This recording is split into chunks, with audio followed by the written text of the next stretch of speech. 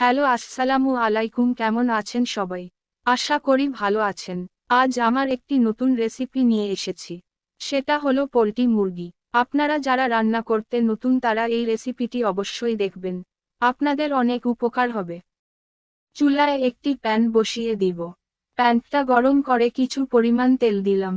দিলাম পেঁয়াজ কুচি। পেঁয়াজগুলো লাল লাল করে ভেজে বেরেস্তা করলাম। বেরেস্তাগুলো একটা পাত্রে উঠিয়ে রাখলাম। ওই তেলের ভিতর কিছু পরিমাণ পানি দিলাম। দিলাম 2 টেবিল চামচ টক দই। দিলাম দুটো টমেটো কেটে। দিলাম কয়েকটা রসুনের কুয়া। দিলাম কয়েক টুকরা আদার পিচ। নেড়েচেড়ে ঢেকে দিলাম। ঢাকনা উঠিয়ে একটু সিদ্ধ হলে দিলাম কয়েকটা মরিচ। এখন সিদ্ধ হয়ে গেছে।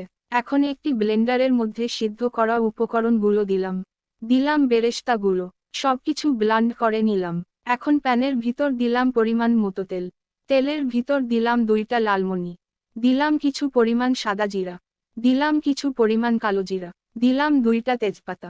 দিলাম 2 টুকরা দারুচিনি। কয়েকটা গোটা এলাচ।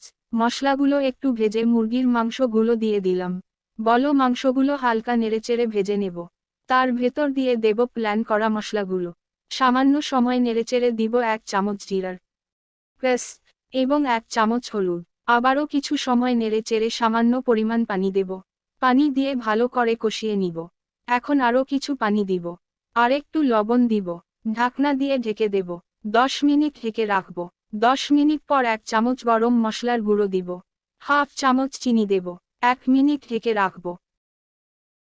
অবশেষে আমাদের সব রান্না হয়ে গেল। মুরগির মাংস রান্না হয়ে গেছে। কি সুন্দর ঘ্রাণ এসেছে। দেখতে কি সুন্দর লাগছে। আপনারা অবশ্যই এই রেসিপিটি ট্রাই করবেন।